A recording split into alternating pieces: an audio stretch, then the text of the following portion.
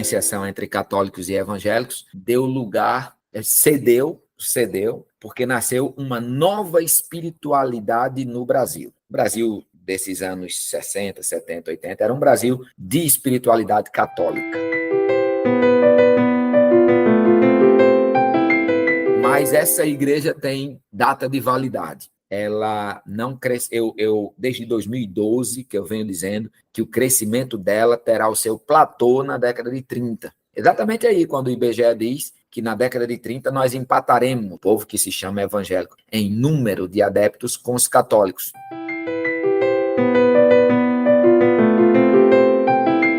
Isso já tem uma disputa e você está vendo, por exemplo, o fenômeno Bolsonaro versus Pablo Marçal disputando votos de evangélicos na maior cidade do Brasil, que é São Paulo.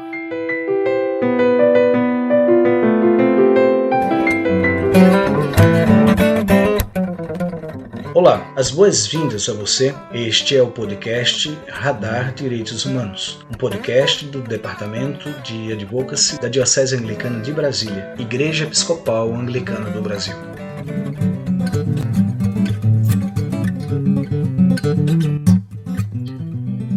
Eu sou o Rodrigo Spilka e você está ouvindo o podcast Radar Direitos Humanos, um podcast sobre direitos humanos e religião, produzido pela Diocese Anglicana de Brasília. E hoje, sobre o tema Fé em Disputa, uma análise da conjuntura política das igrejas evangélicas no Brasil, eu tenho a satisfação de conversar com o pastor José Marcos da Silva. O José Marcos é pastor da Igreja Batista em Coqueiral, Recife, Pernambuco, e ele foi uma das pessoas entrevistadas no documentário Fé em Disputa. José Marcos, seja bem-vindo ao Radar Direitos Humanos. É uma alegria ter você conosco. Olá, Rodrigo e todos os ouvintes. A alegria é toda minha. José, nós vivemos no nosso querido Brasil, na nossa contemporaneidade, um momento de muita polarização. Uma polarização em termos de disputa sobre as vivências espirituais, as vivências religiosas, né? E, curiosamente, na história da igreja, nós temos uma premissa de que a religião não deve se misturar com política. Essa é uma premissa que há muitos anos é proclamada e muitas vezes a gente até diz numa conversa, num diálogo, né, que não se discute religião nem futebol. Agora, nesse contexto do Brasil contemporâneo, como é que a gente pode perceber essa disputa em torno da fé?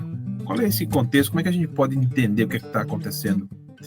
Essa premissa de que religião não se mistura com política, ela foi muito forte dentro de um outro tipo de igreja evangélica, que era uma igreja minoritária, consequentemente com pouquíssimas pessoas, e de linhagem ou histórica ou daquilo que a gente chama de evangelismo de missões, ou de missão, que são as igrejas que chegaram no Brasil na segunda metade do século XIX, presbiteriana, batista, metodista e por aí vai.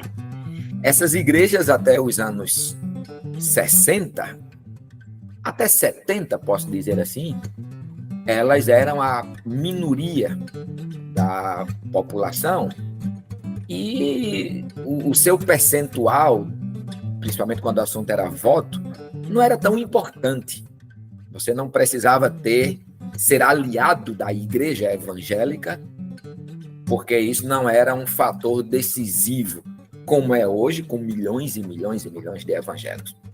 Porém, a gente viu num movimento onde o Brasil era predominantemente, num tempo onde o Brasil era predominantemente católico, uma fusão muito interessante entre religião e igreja. E aí eu me permita fazer um recorte rápido aqui para a igreja católica, porque a igreja evangélica realmente ainda era pequena, principalmente no Brasil pós-Vaticano II, ou seja, década de 60, Concílio Vaticano II, ele chama a Igreja Católica para se pôr em dia com a ordem social, e ele termina em 1965. E em 1964, fazendo um afunilamento aqui para o Brasil, a gente tem a ditadura militar.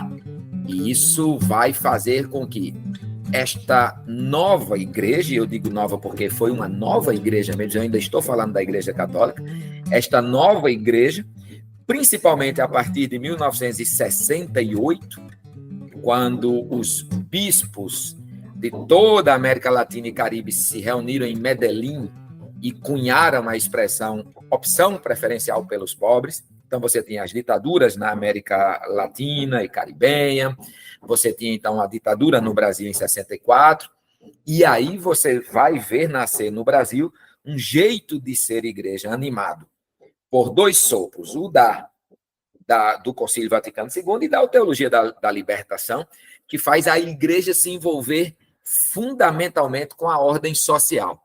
É quando vão nascer aí os núcleos dos principais movimentos sociais de hoje, como, por exemplo, o MST, até a própria eleição de um operário, que foi todo o movimento que fez nascer Lula. Então, a gente via nesse tempo uma fusão muito interessante entre a Igreja Católica e o movimento político, principalmente o movimento político de esquerda, e isso era uma coisa muito, diria assim, natural.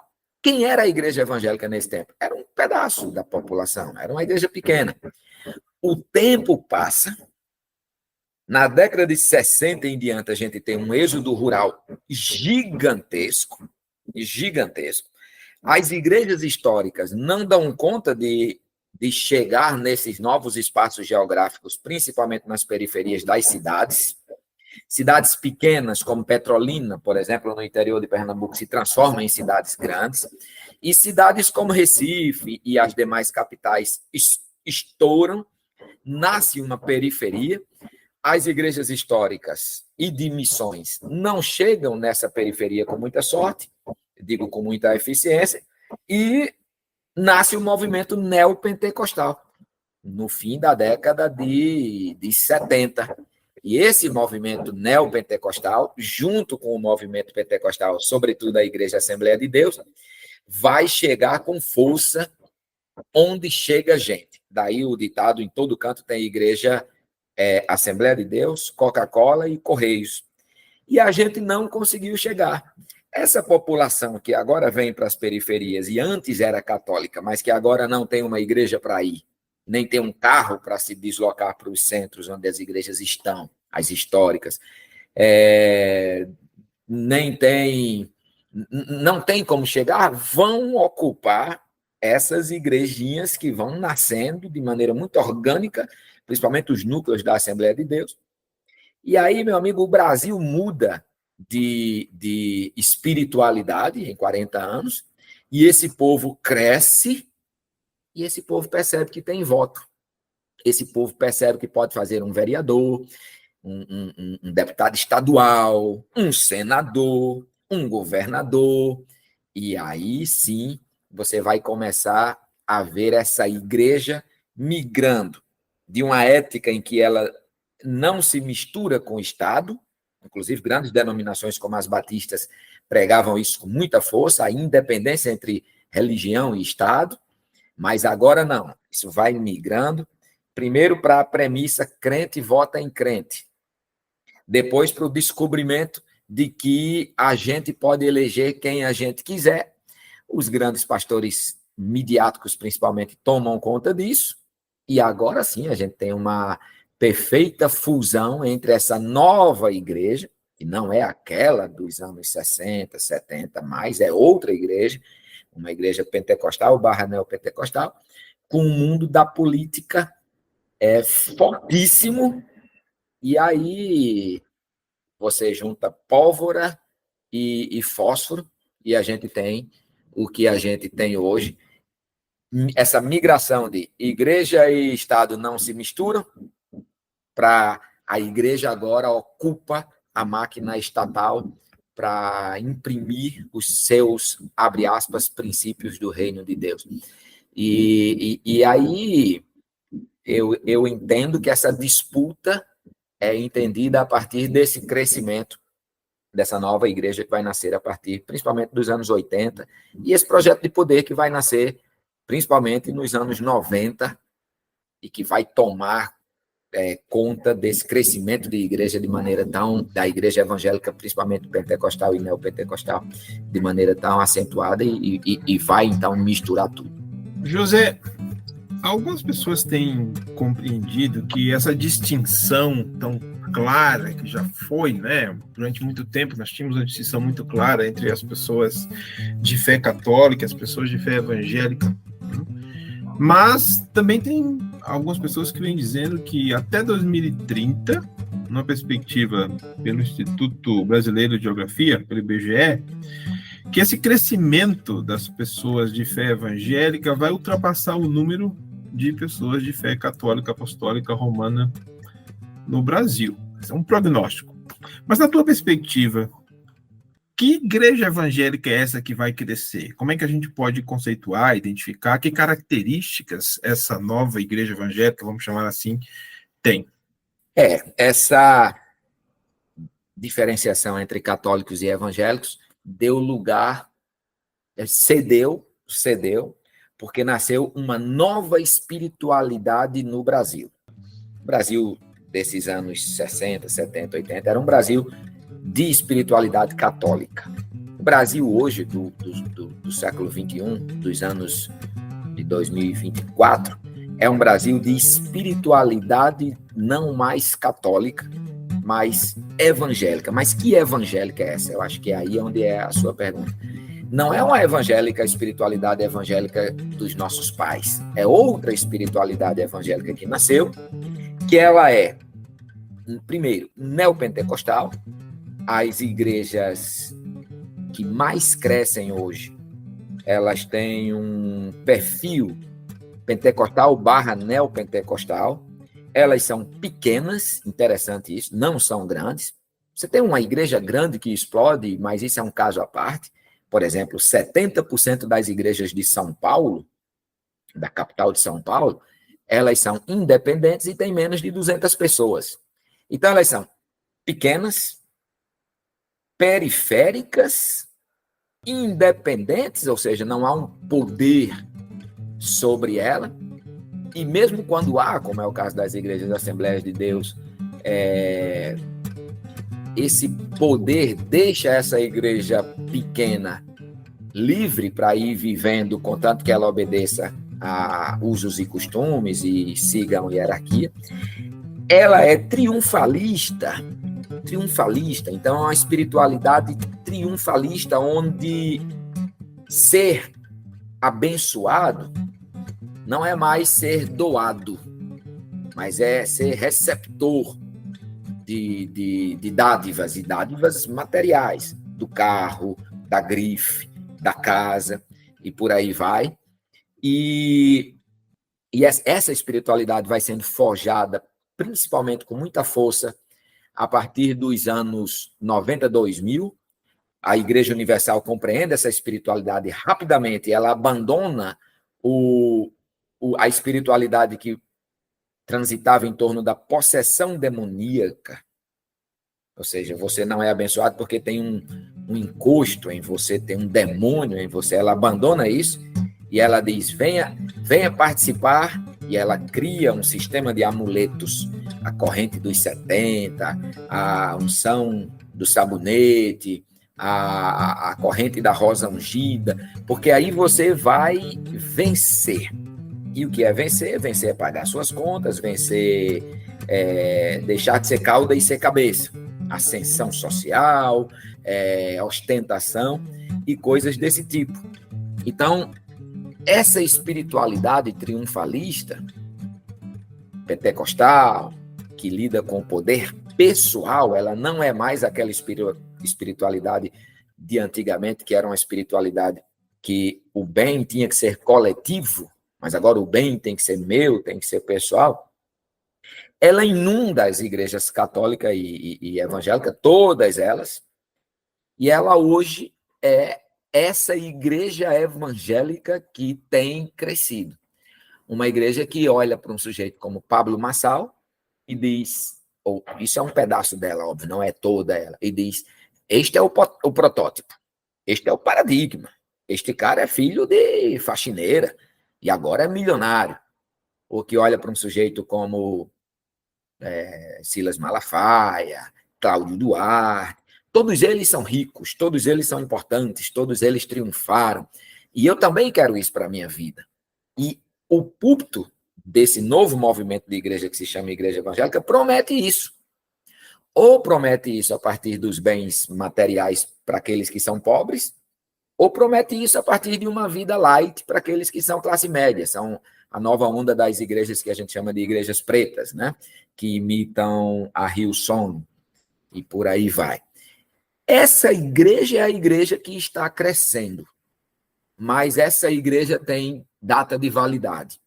Ela não cresce. Eu desde 2012 que eu venho dizendo que o crescimento dela terá o seu platô na década de 30. Exatamente aí, quando o IBGE diz que na década de 30 nós empataremos, nós que eu digo, o povo que se chama evangélico, em número de adeptos com os católicos. Em contraposição a isso, tem crescido também outro tipo de igreja, que é a igreja dos que não têm igreja, chamados desigrejados. Essas pessoas compreendem a proposta de Jesus de Nazaré, não abandonam esse projeto, mas saem de dentro desse movimento porque eles dizem, nós não queremos compactuar com isso. Eu digo, desde 2012, que o crescimento dela terá o seu platô exatamente na década de 30, e da década de 30 em diante ela parará de crescer e começará a diminuir, na minha perspectiva. E se a gente pudesse identificar uma ética que tem sido seguida por essa igreja que vem crescendo, essa que tu acabaste de descrever, e como é que tem sido essa relação dessa igreja com a política, né? Na tua perspectiva pessoal, como tem se desenvolvido essa nova igreja com ética e as suas relações com a política? Ela é uma igreja que busca o poder. Ela tem, de um lado, o poder pessoal, que é o sujeito que cresce, é a pessoa que deixa de ser, eu vou usar uma expressão bem comum, deixa de ser cauda e passa a ser cabeça. Esse sujeito tem esse espaço na sociedade, ele busca isso, ele vai em busca disso, e essas igrejas vão ofertar isso. Mas esse poder, esse poder, ele sai do cômputo pessoal e vai para um cômputo coletivo.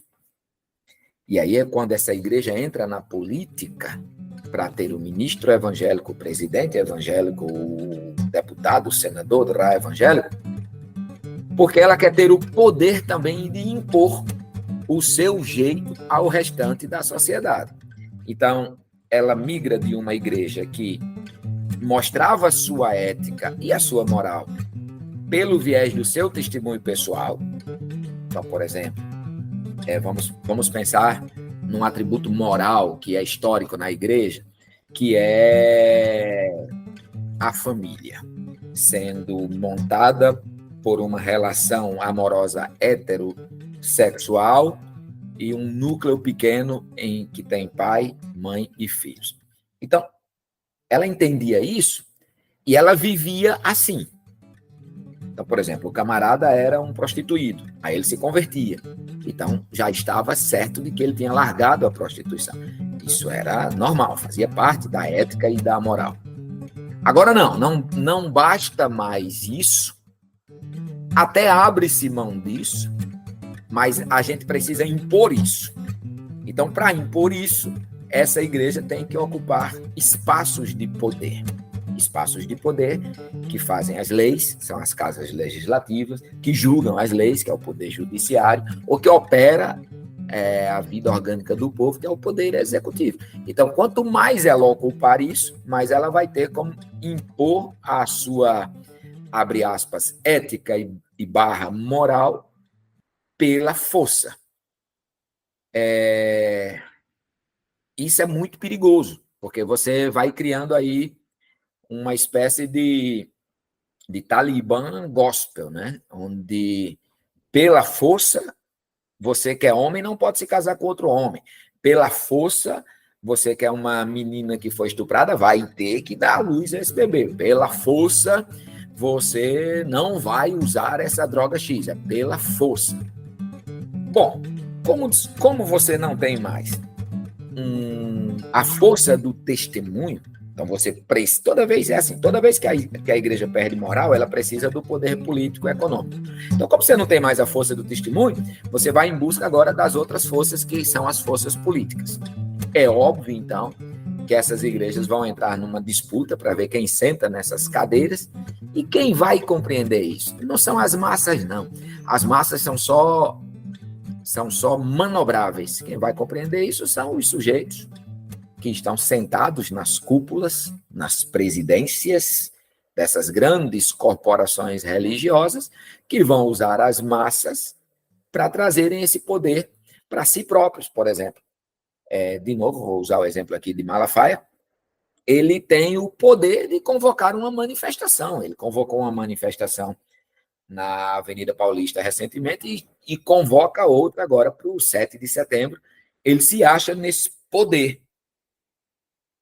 Porque esse sujeito e essa igreja não se preocupa mais com o poder do testemunho, mas sim com o poder pelo poder. Aí vai haver disputa. Essa disputa é clara. Vou dar um exemplo muito claro disso. Pela primeira vez na breve história da chegada da igreja, da igreja evangélica pentecostal, neopentecostal, moderna, a chegada dessa igreja no poder, isso já tem uma disputa, e você está vendo, por exemplo, o fenômeno Bolsonaro versus Pablo Marçal disputando votos de evangélicos na maior cidade do Brasil, que é São Paulo. Então, não tenha dúvida. Se a massa acha que isso é normal, quem está na cúpula está em disputa mesmo e vai querer puxar a sardinha para o seu lado, porque assim, a política é feita disso mesmo, não tem como fugir disso de jeito nenhum. Então, está em disputa. Estão disputando, sim. Por isso que eu falo que a década de 30 é a década limite para esse movimento se sobreviver. E até julgo que Pablo Marçal é a variante do vírus do bolsonarismo, né? Que está dando seus sinais de fraqueza e varia. Mas essa variante é exatamente por causa dessa disputa. É um sinal dessa disputa que há entre a cúpula do poder religioso brasileiro em fusão com a cúpula política. José, uma pergunta para encaminhar o nosso bate-papo para o final. Eu gostaria que você pudesse fazer uma reflexão acerca de como essa nova igreja que vem surgindo, como tu bem descreveste, né?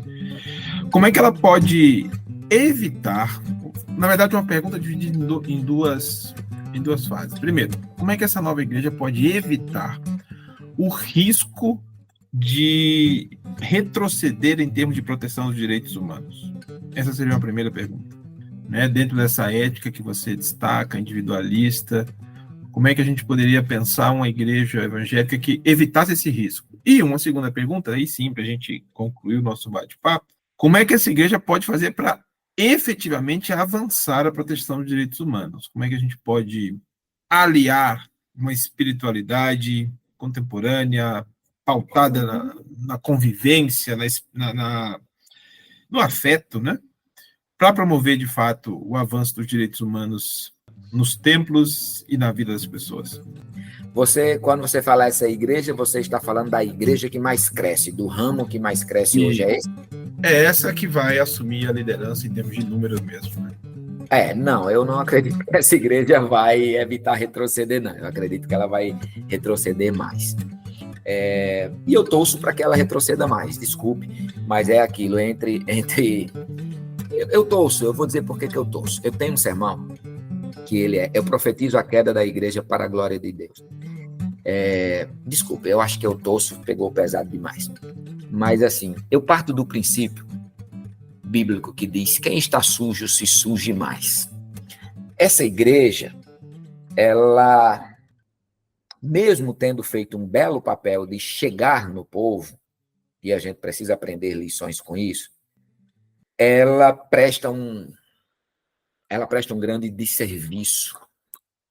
Ela presta serviços, é óbvio, mas ela presta um grande desserviço, que é esse desserviço de alienar o povo e provocar um divórcio entre fé evangélica e direitos humanos. e ela não poderia ter feito isso. E eu acho, Rodrigo, que ela não vai conseguir reconhecer isso, e eu acho que ela vai retroceder cada vez mais. Eu não acredito que os cabeças dessa igreja estão preocupados com os que sofrem, não. Eles estão preocupados com seus lugares de poder. Por isso eu acho que o destino dessa igreja é a queda. Eu não nutro falsa esperança, porque eu compreendo que essa igreja se desviou. Essa igreja se desviou muito. Essa igreja se desviou tanto do projeto do Evangelho de Jesus de Nazaré. Eu não sei se ela volta. Não sei se um cara como Edir Macedo tem tempo e seus discípulos têm tempo. Eu não sei se um cara como Malafaia vai parar para se preocupar com os que estão sofrendo. Vai parar para perceber que, a despeito de uma doutrina que diz que o sexo, por exemplo, deixa eu pegar esse extremo, que a relação sexual deve ser hétero, eu não sei se esse cara, a despeito de continuar acreditando nisso, vai conseguir ouvir o clamor de muitos gays que estão apanhando por causa do fato de serem gays. Eu não sei se eles quererão do pobre mais do que seus dízimos e ofertas.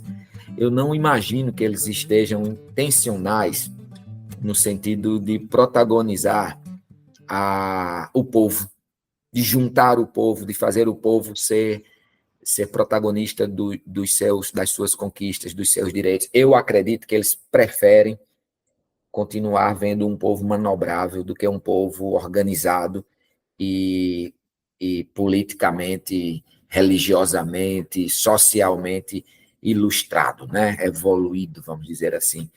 Um povo comunitário. Não, eu acredito que isso não vai acontecer. Eu acho que esse papel é nosso. Esse papel é nosso. Porque eu não acredito no coração, nem nessa geração que está na elite, com a batuta na mão, orquestrando esse movimento de igreja que cresce, nem acredito que seus discípulos estão sendo formados para pensar direitos humanos, por exemplo, como quem pensa reino de Deus. Então, eu não tenho esperança e eu acho que ela vai retroceder. Como evitar? Ora, a não ser, aí sim, aí é o nosso papel de fazer, o nosso papel de chegar nas periferias, chegar chegando, chegar formando, e chegar na mesma linguagem, chegar convivendo, chegar sofrendo, e ir fazendo, ir amando na prática, ir organizando o povo sem querer substituir-se nos lugares de poder. Não. Organizando o povo por amor ao povo, organizando o povo porque percebe que o povo está sendo manobrado. Então, eu acho que esse papel é nosso, mas a gente retrocedeu muito. E eu acredito que a gente ainda levará pelo menos 2 décadas para arrumar de novo esse divórcio entre igreja evangélica majoritária, né, essa que mais cresce, e direitos humanos. Eu acredito que esse setor da igreja evangélica que mais cresce hoje, ele vai precisar ruir, e aí, quando ele ruir, a gente vai ver nos escombros, uma igreja que não ruiu. Que igreja será essa? É a igreja popular. Mas não é popular no aspecto religioso só, nem enganatório. Não é popular que engana o povo. Não é a igreja popular que chama o povo para a corrente, prometendo que o povo resolva problemas que foram causados ao longo de anos em 7 semanas. Não. Essa igreja que vai sofrer com os que sofrem, amar os pequenos, na prática cotidiana da sua espiritualidade. Então, eu não ouso dar conselhos para que, como esta igreja majoritária hoje em poder e número, pode virar a curva e se tornar uma igreja protetora das pessoas, dos direitos. Não vou nem dizer humanos, mas dos direitos de forma geral. Então, eu acredito que é por aí. A gente é que tem esse papel. Pastor José Marcos, muito obrigado pela tua disponibilidade de conversar conosco no Radar Direitos Humanos sobre esse tema tão importante, a fé em disputa, uma análise da conjuntura política das igrejas evangélicas no Brasil. E com este agradecimento, eu te devolvo a palavra para tuas considerações finais. Bom, minhas considerações finais começam por gratidão. Muito obrigado por me convidar e por nos dar a oportunidade de pensar. Então, essa é a primeira. E a segunda consideração é: vamos lutar para fazer das nossas igrejas, aquelas que a gente pode fazer, comunidades de amor, comunidades de acolhimento, comunidades que se importam, porque este tipo de evangelho majoritário hoje vai ruir, e quando ele ruir, nosso povo não pode ficar órfão. Nós temos que nos apresentar como a saída, e eu acho que isso vai acontecer. Eu tenho muita esperança de que isso aconteça. Cheiro em todo mundo. Deus abençoe as nossas vidas. Mais uma vez, pastor José Marcos, muito obrigado. E com este agradecimento, eu desejo a você que nos escuta, que permaneça segura, saudável e em boas mãos. E até o nosso próximo episódio. Este foi o podcast Radar Direitos Humanos, da Diocese Anglicana de Brasília, Igreja Episcopal Anglicana do Brasil. Produção e apresentação, Reverendo Rodrigo Spiuca. Edição do Reverendo Isaías Torquato e direção-geral do Bispo Maurício Andrade. Se você quiser entrar em contato conosco, você pode nos encontrar pelas mídias sociais, no Spotify, no Google Podcast e no agregador de podcast de sua preferência, e pela hashtag Radar Direitos Humanos. Até o nosso próximo encontro.